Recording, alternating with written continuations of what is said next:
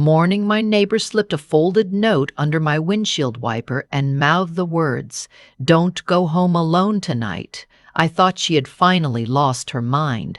By midnight, I understood she had saved my life. I had been coming to the Tuesday farmers market on Cartwright Street since before my daughter-in-law existed, since before my son Philip knew what a farmer's market was.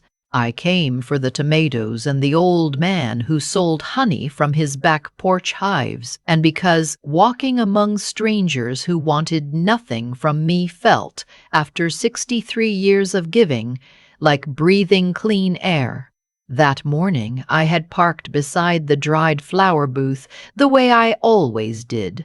The sky over Asheville was the pale washed-out blue of early November, and the mountains in the distance looked paper-thin. I was reaching into the back seat for my canvas bag when I felt someone standing very close behind me. She was perhaps 40, heavy-set, with the kind of tired eyes that come from watching something go wrong for a long time. I recognized her vaguely, a woman from the end of my road, though we had never spoken more than a sentence at a time. She pressed the folded note into my hand quickly, glanced over her shoulder, and walked away before I could ask a single question. I stood there in the parking lot with my canvas bag in one hand and a stranger's warning in the other, and I thought, "Alma, you are 64 years old. You have buried a husband and raised a son and kept 40 acres of mountain land going through drought and grief and tax seasons that should have broken you. You do not frighten easily." But my hands were shaking. The note said only, "They were at your house last night.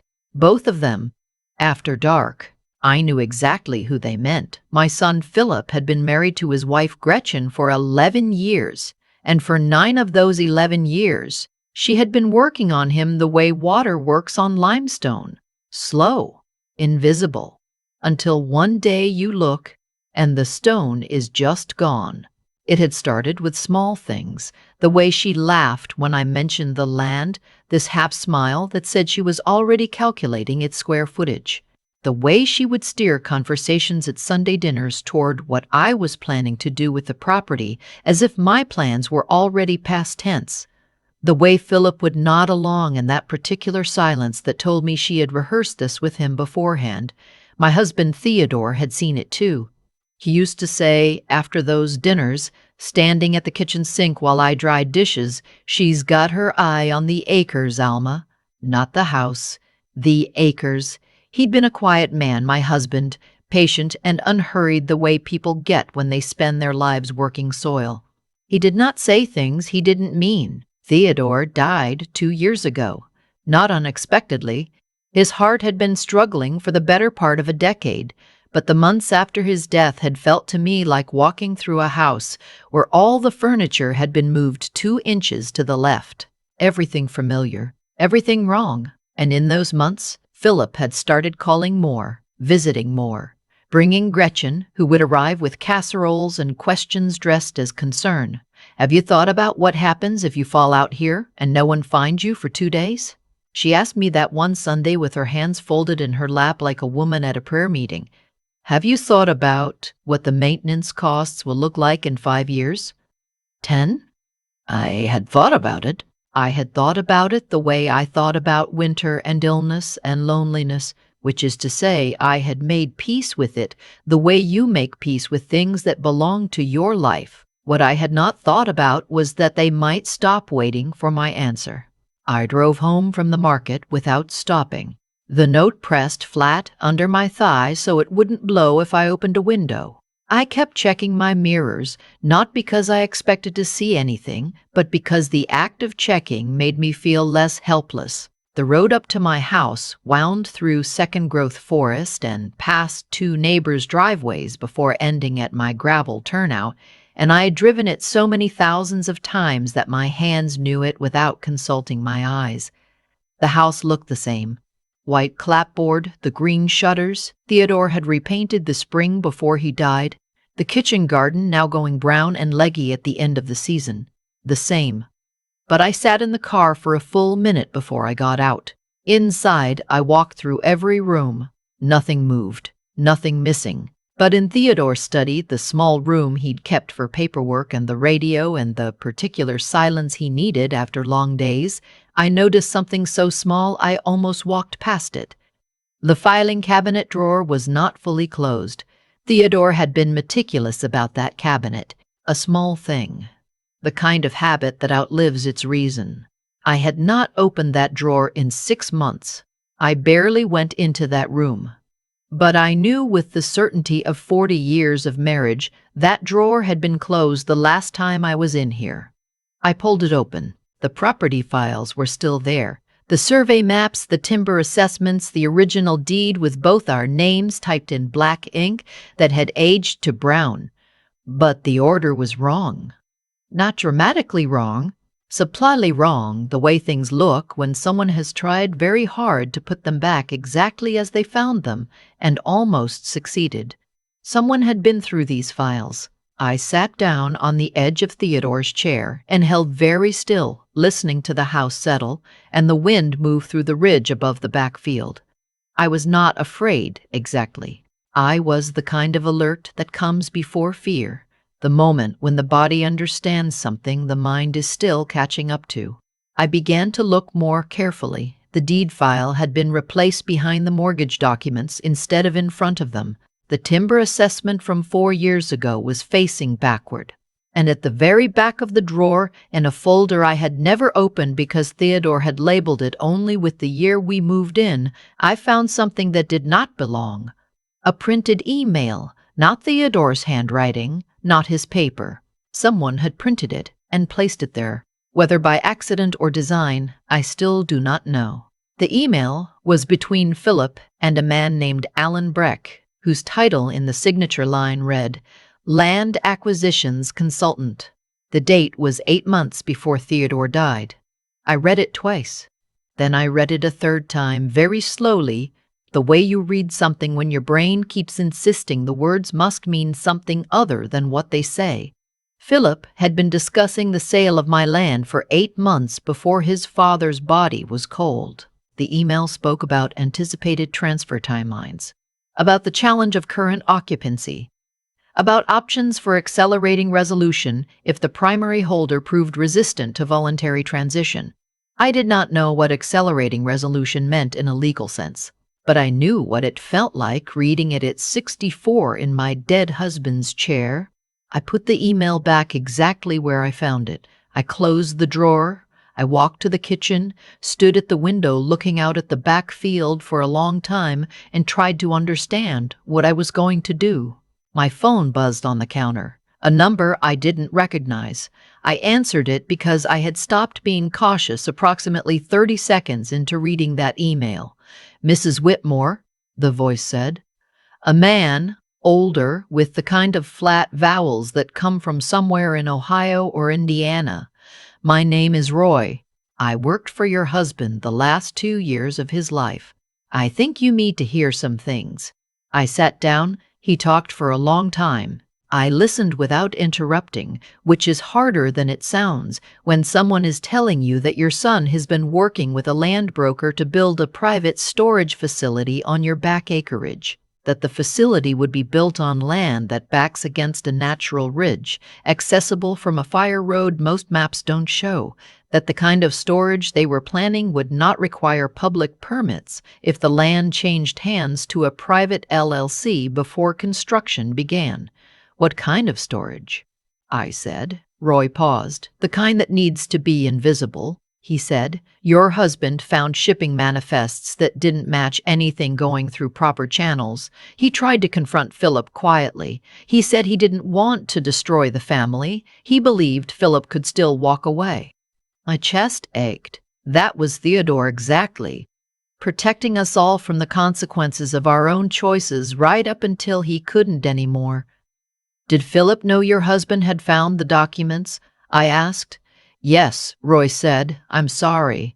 I looked out the kitchen window at the back field, at the ridge line Theodore had walked 1,000 times, checking fencing and timber and the slow, patient business of land that takes a lifetime to understand.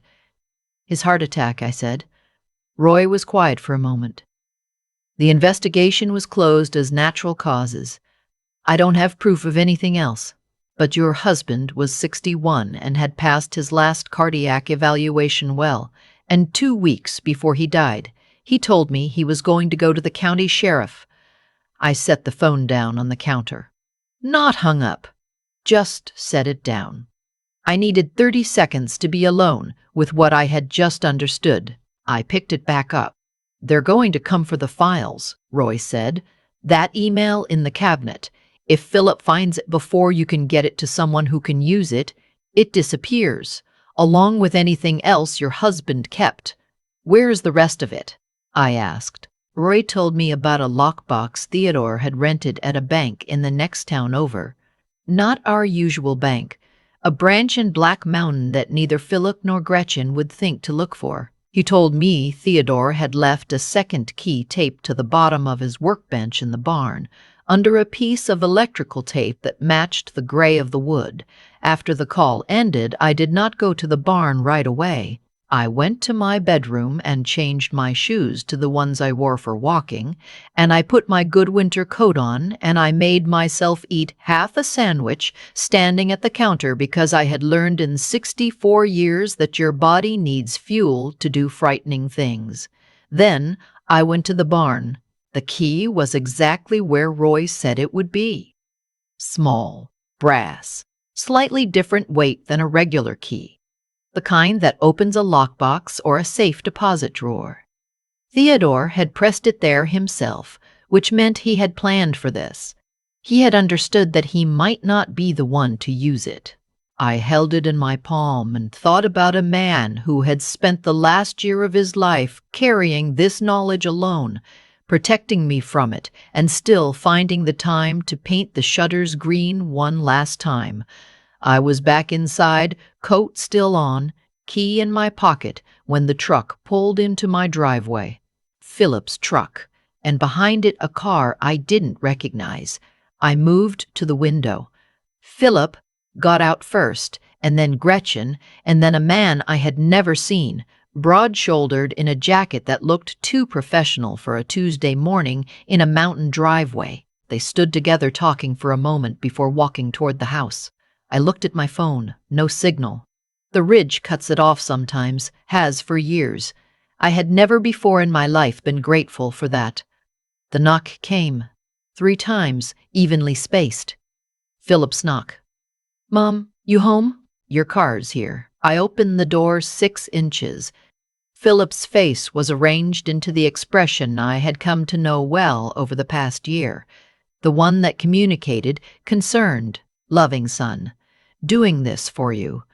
Gretchen stood slightly behind him with her arms crossed.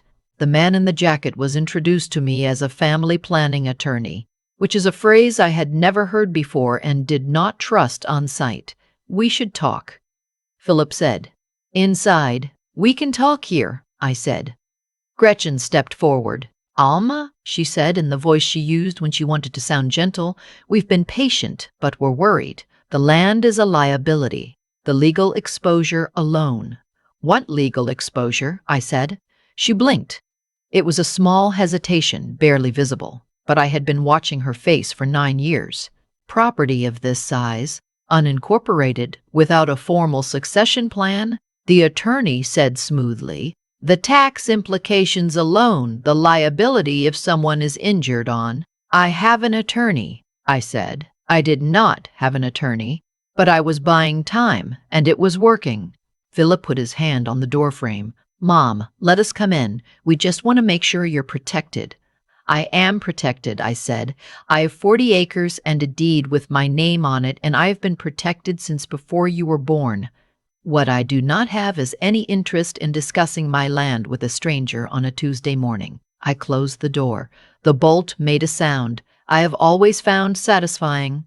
Gretchen's voice came through the wood, low and even. This doesn't have to be difficult, but it's going to get resolved one way or another. I stood very still listening to them talk on my porch. Philip's voice, quiet, and then Gretchen's, clipped and sharp.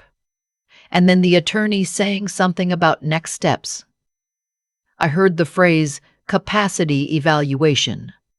I heard the word conservatorship, And then I heard nothing because I was already moving. I went out the mudroom door, the one that faces the side garden, and I crossed the yard at a pace I hadn't managed in years, staying behind the woodshed and the old equipment barn, moving toward my car by the long way around. The key was in my coat pocket. My purse was already on my shoulder. I had not planned this, and I was planning it in real time, which is something 64 years of improvising a life will teach you if nothing else does. My car was parked behind the equipment barn, and they hadn't thought to block it. I got in, turned the key, and drove out the back track to the old logging road before they heard the engine. In the rearview mirror, I saw Philip step around the corner of the house. He stopped when he saw the car. He did not chase me. He just stood there, and the expression on his face was not anger, it was calculation. I drove to Black Mountain. It took 40 minutes, and I checked my mirrors the entire way, not because I thought they were following me, but because looking kept me from thinking too hard about the man I raised and who he had become without my permission. The bank was on the main street, small, unremarkable, the kind of branch that has had the same teller manager for 20 years. I walked in and asked for the safe deposit room and showed my ID and signed the book. And the woman behind the counter looked at my name and said, "Oh, you're Mr. Whitmore's wife," in a way that told me Theodore had made an impression here. He made impressions quietly, everywhere, without effort. That was who he was. The lockbox held a manila envelope, a small digital recorder, and a handwritten letter addressed to me in Theodore's handwriting, which I had not seen in 2 years and which hit me somewhere below the ribs in a place that had no name. I sat in the small private room the bank provided, and I read the letter first. "Alma," it began. "If you're reading this, then I was right to be worried and wrong to think I could handle it alone. I am sorry for both." He had found the manifests almost 3 years ago, he wrote, shipping records for materials moving through the county under cover of agricultural supply runs. He had recognized Philip's involvement, not through evidence at first, but through the particular way his son had started avoiding eye contact at Sunday dinners. Theodore had always been able to read him that way. He had tried twice to reach Philip privately, once by phone and once in person, and both times Philip had promised to end it, and both times nothing changed. The letter was 4 pages, and I read every word twice. By the time I finished, I understood that my husband had spent the last year of his life building a case he believed someone else would need to finish. He had contacted a federal tip line. He had documented dates and routes and the names of 2 men he had seen on the fire road at night. He had done all of this quietly, at night, without telling me, because he knew that what I didn't know couldn't be used to frighten me into silence. "I chose silence to protect you," he wrote. "I hope you choose noise to protect yourself." I sat in that room for a long time after I finished reading. The recorder had 18 minutes of audio. I could not bring myself to play yet. The manila envelope held photographs, timestamps, a copy of a filed complaint with a federal agency whose letterhead I recognized from news stories. My husband had been thorough in the way he was thorough about everything, completely, without drama, and without asking for credit. Roy had given me a phone number before the call ended. A contact at a field office, someone Theodore had already spoken to, someone who had been waiting. I called the number from the bank's parking lot. The agent who answered already knew my name. They came to my house that evening while I waited at Roy's kitchen table 2 miles down the road. I had asked Roy to be there, and he had said yes without hesitating, which told me something about the kind of man my husband had chosen to trust. We sat with bad coffee and the particular silence of people waiting for something they've set in motion and can no longer stop. At 8:14, my phone showed a message from the agent. "We're inside. They're cooperating." I put the phone face down on the table. Roy said nothing. Outside, the mountain dark had come down fully. The kind of darkness you only get away from city lights. absolute and quiet and indifferent to everything happening inside it. I drove back to my house at 9 o'clock. The lights were on. A federal vehicle was still parked in the driveway. Philip was sitting on the porch steps, wrists zip-tied, a young agent standing nearby. He looked up when my headlights found him.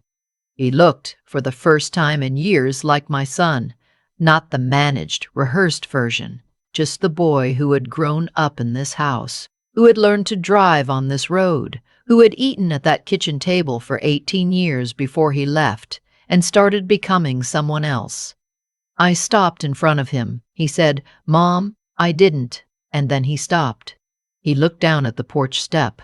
He didn't finish the sentence because there was no version of it that ended the way he needed it to. "Your father loved you," I said, "until the day he died. After everything." Philip put his face in his hands. I went inside. The kitchen looked the same. The filing cabinet drawer in the study was open, and the agents had taken what they needed. Gretchen had been taken separately. I learned that later. The attorney, it turned out, had been aware of the LLC arrangement, which explained the jacket and the smooth voice and the phrase, capacity evaluation, used on a woman standing in her own doorway. I made tea and stood at the kitchen window and looked at the back field in the dark. The ridgeline was invisible, just a deeper darkness at the edge of the visible world. 40 acres that Theodore had walked and mapped and worried over and loved. 40 acres his son had tried to trade away while the body was barely settled. I drank my tea. The months that followed were long in the way that legal things are long. Statements, hearings, a federal case that moved slowly but did not stop. Gretchen received a longer list of charges than anyone, which surprised me less than I expected. The land acquisition consultant named Alon lost his license. The 2 men Theodore had photographed on the fire road were identified and indicted separately. Philip pleaded guilty on a reduced count. He was sentenced to 3 years. I did not attend the sentencing. I visited him once in the spring when the dogwoods were blooming along the ridge road, and the world looked the way it does in April, when you can almost believe nothing bad is permanent. He was thinner. He sat across the table from me in the visiting room, and for a long time neither of us spoke. "Did you know," I asked finally, "about his father? About how Theodore died?" Philip looked at the table. "I didn't order it," he said. "I didn't know it was going to happen." "But you found out afterward." He didn't answer, which was its own answer. I thought about Theodore pressing that small key to the underside of the workbench, doing it carefully, making sure it held, trusting that I would find it. I thought about the 4 pages he wrote for me in his careful handwriting, choosing every word the way he chose. Everything. Slowly and with intention. "He still loved you," I said. "He told me so." "In the letter." Philip cried then, not loudly, just the quiet undoing of a man who has carried something too long in the wrong direction. I did not forgive him that day. I am not sure forgiveness is the right word for what I'm working toward, but I told him the truth. And truth felt like the only thing I had left to give that couldn't be taken from me or sold or transferred into someone else's name. When I left, I walked to my car without looking back. The land is still mine. Roy helped me set up a proper trust, the kind Theodore had been meaning to arrange before everything fell apart. Part of the back acreage is now leased to a conservation easement that prevents any development for 40 years. The fire road has been gated. I planted a kitchen garden again this spring, wider than last year's, crowding out the space where grief had been living. I am 65 now. I wake early and walk the property at first light, which is something I stopped doing when Theodore died because I did not want to walk it without him. I have started again. Some mornings I talk to him while I walk, not because I believe he can hear me, but because some habits are worth keeping for their own sake. I do not know what I would call what I learned. Strength seems too simple. Survival seems too small. What I know is this. At 64, I was handed information that could have buried me, and I chose to pick it up and carry it to the right place. That is not heroism. That is just deciding one more time to keep going. Theodore knew I would. That, more than anything, is what the letter said. The most dangerous silence is the one you stay in to protect people who have stopped protecting you. I stayed in it too long. I hope this means something to someone reading it who is still deciding. The land is still here. I am still here. Some things deserve to outlast the people who try to take them. I have thought about Theodore a lot since all of this ended. Not the way I thought about him in the first year, which was mostly just pain sitting in rooms where he used to be. Now I think about his choices, the specific, deliberate ones. The key pressed under the workbench, the lockbox opened in a town 20 minutes away. The letter written to me, not to a lawyer, not to an agency, but to me, because he trusted that I would be the one to finish what he could not. That kind of trust is not romantic. It is earned. It is built from decades of watching someone make hard decisions without flinching and deciding that person can be counted on. Theodore had been watching me for 40 years. He knew something about me that I had, somewhere along the way, stopped knowing about myself. What I understand now, looking back at everything that happened, is that the consequences Philip eventually faced were not separate from his choices. They grew directly out of them, the way a tree grows from a root. He made a decision to let greed stand in for grief. He made a second decision to let Gretchen's ambition replace his own conscience. He made a third decision to stay silent after his father died, and then a fourth, and a fifth, and each one made the next one easier and the distance from who he had been a little wider. By the time he was standing in my driveway with a land acquisition consultant and a prepared attorney, he had made so many small decisions in the wrong direction that he had forgotten what the right direction felt like. I do not say this with bitterness. I say it because I think it is the most important thing I learned, that the large betrayals people commit do not arrive fully formed. They are assembled quietly over time from smaller ones that seemed manageable. Philip did not wake up one morning and decide to take his mother's land.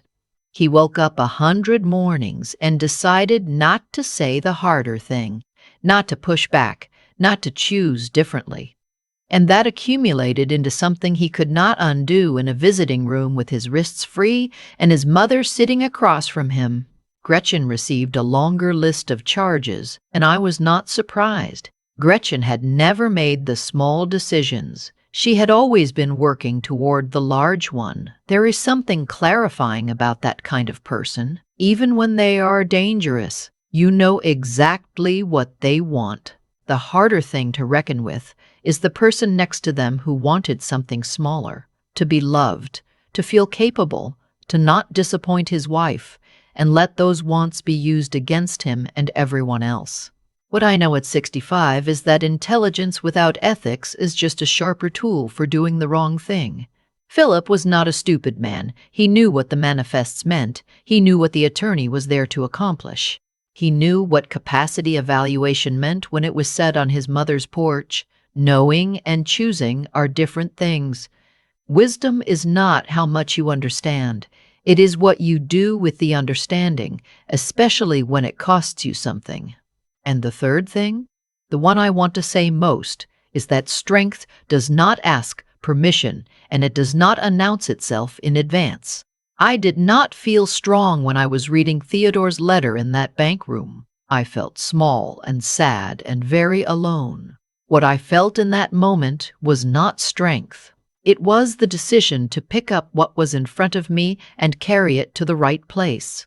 That is all strength ever is. You do not have to feel it to use it. The land is still here. I am still here. And that is enough.